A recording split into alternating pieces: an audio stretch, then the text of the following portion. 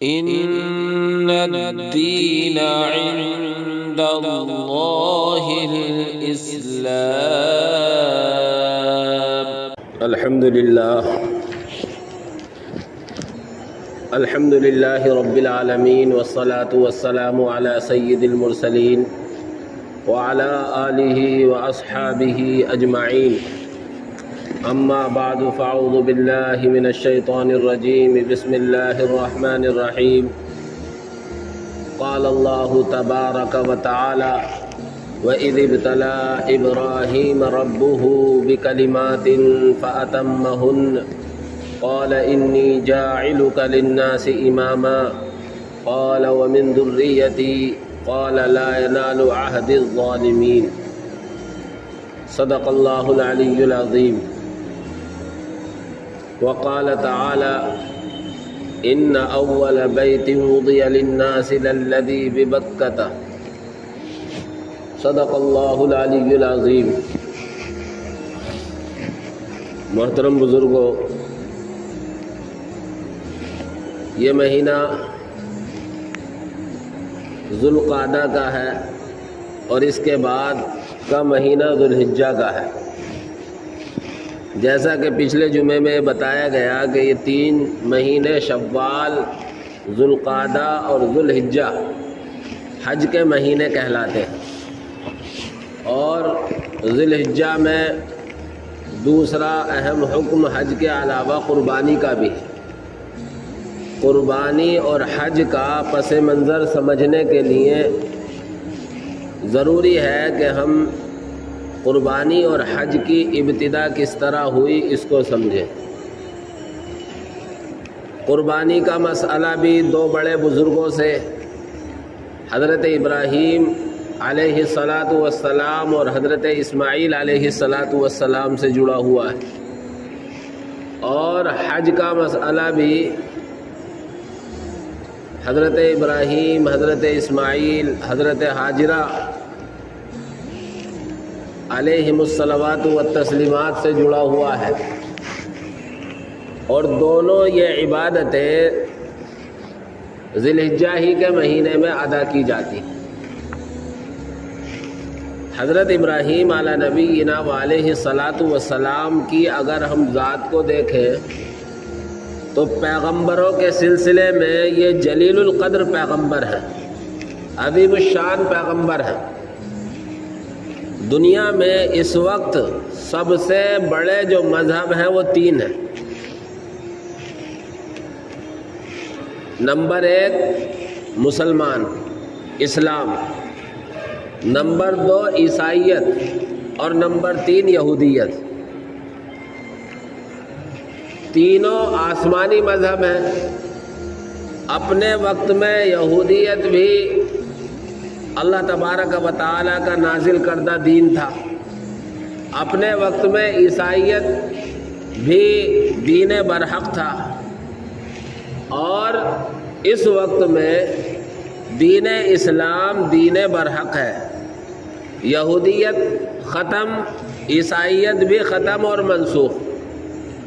لیکن حضرت ابراہیم علیہ الصلاۃ والسلام آج بھی اس موجودہ زمانے میں تینوں مذہبوں میں عزت کی نگاہ سے دیکھے جاتے ہیں اور باعزت ہیں. اس لیے کہ سب کا سلسلہ جا کر حضرت ابراہیم علیہ الصلاۃ والسلام سے جڑتا ہے. اور خاص طور سے ہمارا مذہب، چونکہ دین اسلام کے نزول کی ابتدا مکے میں ہوئی ہے اور حضرت ابراہیم علیہ الصلاۃ والسلام کے بیٹے حضرت اسماعیل علیہ الصلاۃ والسلام کو آباد کرنے والے حضرت اسماعیل ہی ہیں. اور حضرت اسماعیل ہی کی نسل آباد ہوئی. پھر ایک خاندان قبیلہ بنو جرہم آ کر آباد ہوا ہے جس میں حضرت اسماعیل علیہ الصلاۃ والسلام کی سسرال ہوئی. تو اس طریقے سے دین اسلام کا خمیر، دین اسلام کا مادہ تو ملت ابراہیمیہ ہی ہے. تو حضرت ابراہیم علی نبینا علیہ الصلاۃ والسلام اس وقت دنیا کے 3 بڑے مذہبوں کے مقتدا ہیں. دنیا کے 3 بڑے مذہبوں کے بڑے سمجھے جاتے ہیں. یہودی بھی مانتے ہیں، عیسائی بھی مانتے ہیں، اور ہم مسلمان تو مانتے ہی مانتے ہیں. حضرت ابراہیم علیہ الصلاۃ والسلام کی ہم زندگی پر نظر ڈالیں تو حضرت ابراہیم علیہ الصلاۃ والسلام نے جو آنکھ کھولی ہے وہ کفر میں کھولی ہے، بت پرستی دیکھی ہے. جو اصل پیدا ہونے کی جگہ ہے حضرت ابراہیم کی وہ عراق ہے.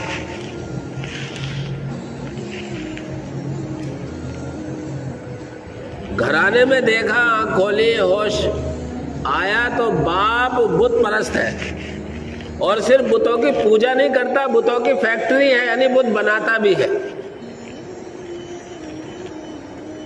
قرآن نے ذکر کیا وَإِذْ قَالَ إِبْرَاهِيمُ لِأَبِيهِ آزَرَ أَتَتَّخِذُ أَصْنَامًا آلِهَةً.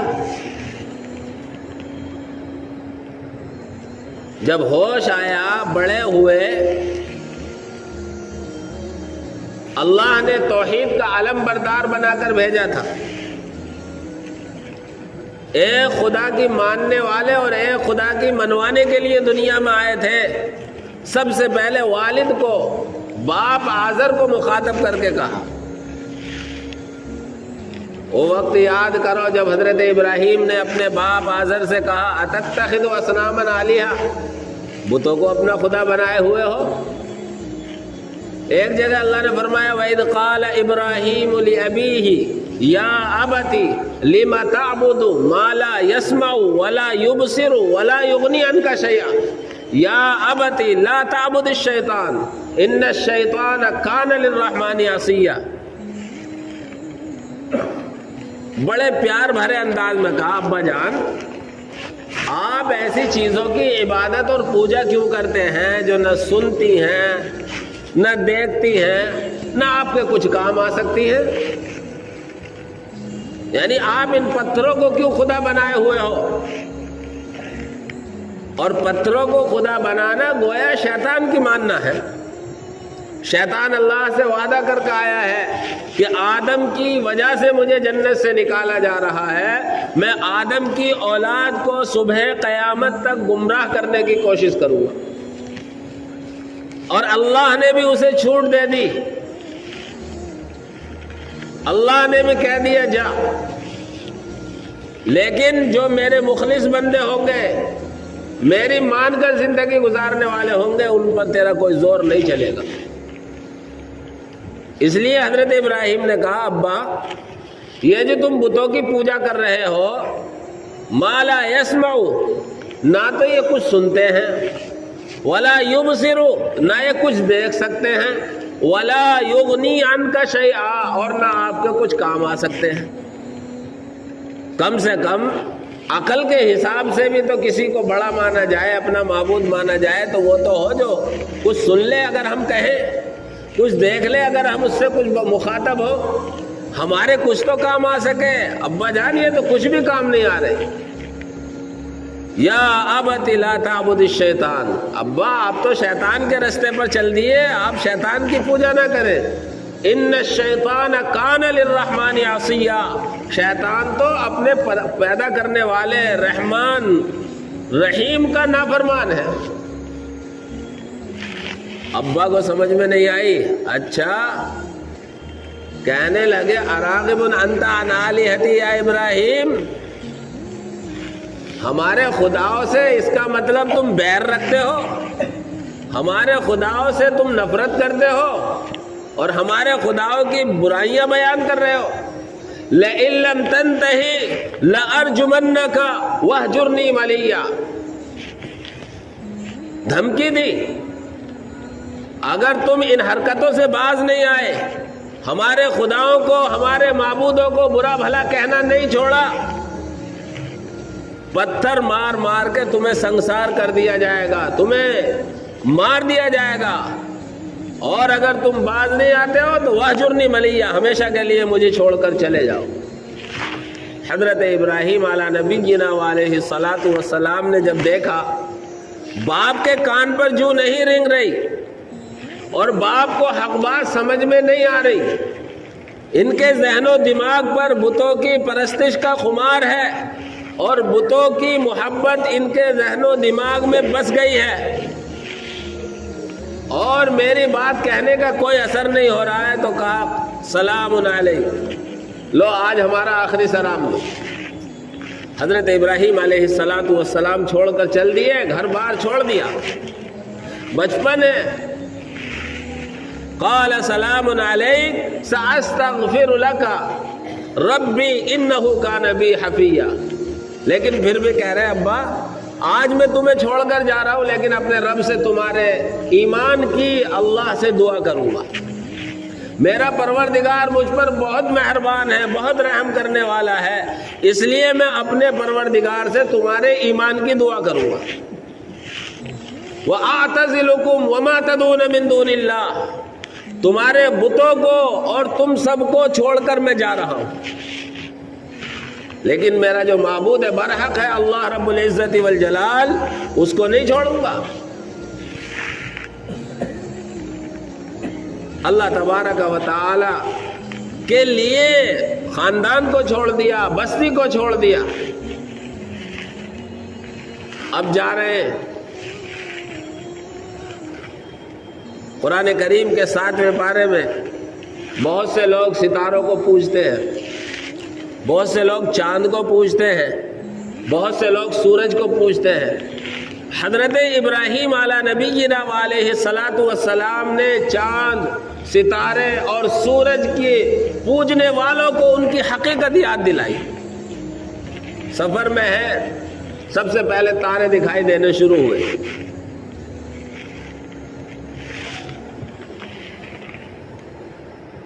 حضرت ابراہیم علیہ الصلاۃ والسلام نے کہا لوگوں کے مطابق یہ خدا ہو سکتے ہیں، یہ معبود ہو سکتے ہیں، لیکن تھوڑی دیر کے بعد تارے چھپ گئے۔ جب رات ہوتی ہے تو سب سے پہلے تارے دکھائی دیتے ہیں۔ فلما جن علیہ اللیل رأى کوکبا، جب رات کا اندھیرا ہوا تو ستارے دیکھے، کہنے لگے یہ ہو سکتا ہے میرا رب۔ لیکن تھوڑی دیر کے بعد پھر جب چاند طلوع ہوا تو ستارے دھیمے پڑ گئے، کہا نہیں، طلوع ہو کر دکھائی دے کر چھپنے والا خدا نہیں ہو سکتا۔ انکار کر دیا اور ان لوگوں کو سبق سکھایا جو ستاروں کو اپنا خدا بنائے ہوئے ہیں۔ جب ستاروں کے بعد چاند نظر آیا، اس نے اپنی چاندنی پھیلائی، اندھیری رات کو روشن کر دیا، کہا اوہو یہ بڑا ستارہ ہے، اس کی چمک زیادہ ہے، یہ ہو سکتا ہے خدا۔ لیکن وہ بھی کب تک چمکتا، اس کے بھی چمکنے کا ایک خاص وقت تھا، جب اس کا ٹائم پورا ہوا وہ بھی غروب ہو گیا۔ کہنے لگے یہ تو بڑی غلطی کی بات ہے، یہ بھی خدا نہیں ہو سکتا۔ رات پوری ہونے کے بعد سورج نکلا اور سورج کی چمک دمک شروع ہوئی، تو کہا وہ یہ ہے سب سے بڑا، یہ ہوگا خدا۔ لیکن سورج بھی کب تک چمکتا، کب تک روشنی دیتا، جب تک اللہ کا حکم۔ اس کے بھی غروب ہونے کا وقت آیا۔ ہر ایک چیز کا جتنی مخلوق ہے خدا کی، سب کا ایک وقت متعین ہے۔ کہنے لگے یہ بھی کبھی خدا نہیں ہو سکتا، لئن لم یہدنی ربی لأکونن من القوم الضالین۔ آہا، اللہ کا کیا بڑا احسان ہے، اللہ نے مجھے اپنے سامنے سر جھکانے والا بنایا ہے۔ میں ستاروں کا پوجنے والا ہوتا، میں چاند کو پوجنے والا ہوتا، میں سورج کو پوجنے والا ہوتا تو میں تو گمراہ لوگوں میں سے ہو جاتا۔ اور پھر اپنا عقیدہ بیان کیا، انی وجہت وجہی للذی فطر السماوات والارض وما انا من المشرکین۔ میں نے اپنا رخ اس پروردگار کی طرف کر لیا جس نے زمین و آسمان کو پیدا کیا ہے، اور میں شرک کرنے والوں میں نہیں ہوں۔ اللہ تبارک و تعالی نے پھر حضرت ابراہیم علی نبینا علیہ الصلاۃ والسلام کی شادی کرائی، لیکن اس سے پہلے باپ کے جب باپ کو ہدایت نہ ہوئی اور باپ کو چھوڑ کر گئے تو نمرود سے مقابلہ ہوا۔ وہ چاند سورج کو پوجنے والا تھا۔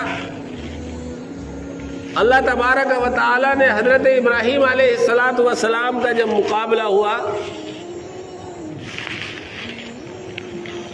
تو کہتا ہے کہ میں ہوں خدا۔ حضرت ابراہیم نے اس کے سامنے دلیل بیان کی اور کہنے لگے حضرت ابراہیم اگر تو خدا ہے تو میرا خدا تو جلاتا اور مارتا ہے، زندہ کرتا ہے اور موت دیتا ہے۔ وہ کہنے لگا یہ کون سی بڑی بات ہے، یہ تو میں بھی کرتا ہوں۔ جیل سے 2 قیدی بلائے، ایک کو رہا کرنے کا حکم دے دیا، دوسرے کو قتل کرنے کا حکم دے دیا۔ حضرت ابراہیم کہنے لگے بڑا پٹ عقل ہے، اسے مارنے اور زندہ کرنے کی حقیقت ہی کا علم نہیں۔ دوسری دلیل حضرت ابراہیم نے خدا کی وحدانیت پر دی کہ بتا میرا رب مشرق سے سورج نکالتا ہے اور مغرب میں چھپاتا ہے، تب جانو تجھے مغرب سے سورج نکال اور مشرق کی طرف چھپا دے۔ اب اس کافر کے پاس، اس خدا کے منکر کے پاس کوئی جواب نہیں تھا۔ قرآن کہتا فَبُہِتَ الَّذِي كَفَرَ، پاگل اور حق کا بکا بن کر رہ گیا۔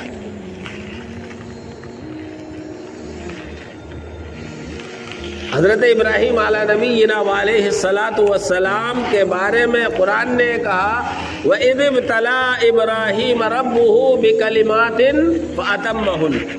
قرآن کہتا ہے اس وقت کو یاد کرو جب حضرت ابراہیم علیہ الصلاۃ والسلام کا ان کے رب نے امتحان لیا بہت ساری باتوں سے، لیکن وہ ساری باتوں کو پورا کرتے گئے، امتحان میں کھرے اترتے چلے گئے۔ جوانی ہوئی، شادی ہوئی۔ حضرت ابراہیم علیہ الصلاۃ والسلام کے 2 بیویاں تھیں، ایک حضرت سارہ اور ایک حضرت ہاجرہ۔ بڑھاپے کی عمر ہے، مختلف عمریں لکھی ہیں، 86، 120 سال۔ اس عمر میں ابھی تک اولاد نہیں ہوئی ہے۔ اللہ تبارک و تعالی سے حضرت ابراہیم علیہ الصلاۃ والسلام اولاد کی دعا کرتے ہیں، رب ہب لی من الصالحین، اے اللہ مجھے بھی کوئی نیک اولاد عطا فرما۔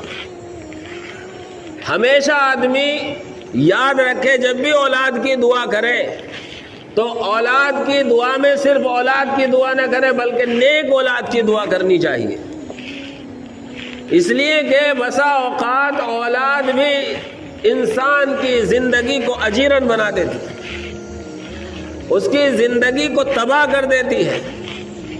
اس لیے ہمیشہ اللہ رب العزت سے نیک اولاد کی دعا کرنی چاہیے۔ حضرت ابراہیم علیہ الصلاۃ والسلام نے دعا کی، اللہ نے حضرت ابراہیم علیہ الصلاۃ والسلام کی دعا قبول کی۔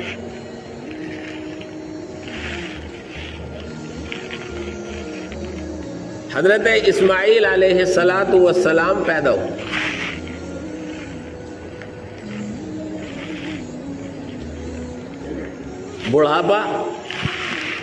بڑھاپے میں اولاد کی دعا، اور جب دعا کی ہے تو قرآن نے اس وقت میں 12ویں پارے میں واقعہ ذکر کیا ہے، فرشتے دعا کی قبولیت کا اور بچے کے پیدا ہونے کا پیغام سنانے کے لیے آئے۔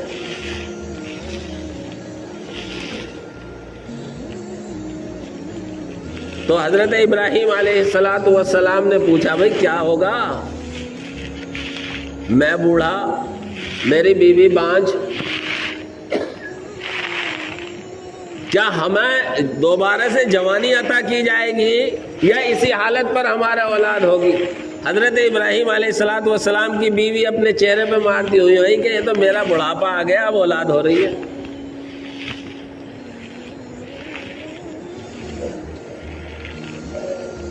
اللہ کی طرف سے حکم آیا ایسے ہی ہوگی اولاد۔ خیر حضرت ابراہیم علیہ السلام کے حضرت اسماعیل پیدا ہوئے اور دوسرے بیٹے حضرت اسحاق پیدا ہوئے۔ جب کچھ سال 2 سال کے ہوئے، 3 سال کے ہوئے، اللہ نے پھر عجیب امتحان لیا۔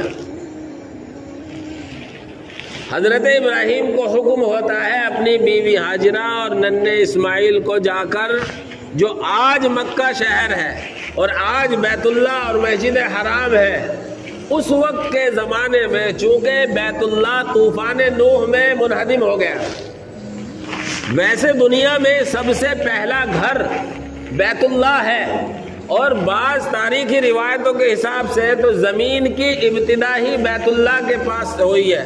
سب سے پہلے جو پانی پر زمین بننا شروع ہوئی ہے وہ بیت اللہ ہی کے شروعات ہے۔ اللہ نے کہا عراق سے وہاں چھوڑ کر آؤ، وادی غیر ذی زرع، قرآن نے اس کا ذکر کیا ہے، یعنی نہ وہاں پر پانی ہے، نہ کوئی آب و گل، نہ کسی طرح کا کوئی پھل ہے، کچھ نہیں ہے، غیر آباد جگہ ہے۔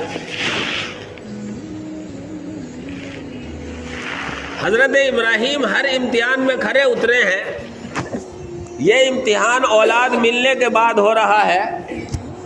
حضرت ابراہیم کو اشارے کی ضرورت تھی، بی بی ہاجرہ ننھے اسماعیل کو لے کر چل دیے، چلتے چلتے چلتے چلتے اس زمانے کے لحاظ سے کتنے دن میں پہنچے ہوں گے، لیکن وہاں پہنچ گئے۔ بیوی کو بھی نہیں بتایا، جو کھجوریں تھیں، جو پانی تھا مشکیزے میں، وہ انہیں سونپا اور وہاں چھوڑ کر واپس ہو لی۔ روایتوں میں ہے حضرت ہاجرہ نے کہا ہمیں یہاں اس لقدق میدان میں چھوڑ کر کہاں جا رہے ہیں؟ حضرت ابراہیم علیہ السلام نے کوئی جواب نہیں دیا۔ بالآخر حضرت ہاجرہ نے کہا کہ اللہ کا حکم ہے، تو حضرت ابراہیم نے گردن ہلا کر جواب دیا کہ ہاں اللہ کا حکم ہے، کہ پھر تو جاؤ، اب ہمیں اللہ ضائع نہیں کرے گا۔ لیکن جب حضرت ابراہیم علیہ السلام انہیں چھوڑ کر گئے ہیں اور جب دور ہو گئے ہیں، تو 14ویں پارے میں پورے رکوع میں اللہ تبارک و تعالی سے حضرت ابراہیم علیہ السلام نے جو دعائیں کی ہیں ان کا ذکر کیا گیا۔ ان دعاؤں میں سب سے پہلے تو توحید کی دعا ہے کہ اللہ انہیں بت پرستی سے بچانا، مجھے بھی میری اولاد کو بھی، کیونکہ بتوں نے بہت سے لوگوں کو گمراہ کیا ہے۔ اور پھر اللہ نے سے دعا کی انہیں نماز قائم کرنے والا بنانا، یہ تیرے معزز گھر کے پاس میں نے بسائے ہیں، اور پھر کھانے پینے کا انتظام، یہ ساری دعائیں کی ہیں۔ حضرت ابراہیم علیہ السلام کی دعا کا نتیجہ ہے آج وہاں ہر چیز ملتی۔ میں ذکر کر رہا تھا قربانی اور حج کا پس منظر، یہاں تک بات پہنچی ہے۔ آئندہ ہفتے انشاءاللہ اس سے آگے کی بات ہوگی۔ اللہ تبارک و تعالی ہم سب کو دین کی سمجھ اور دین کے مطابق عمل کرنے کی توفیق عطا فرمائے، آمین۔ وآخر دعوانا الحمدللہ۔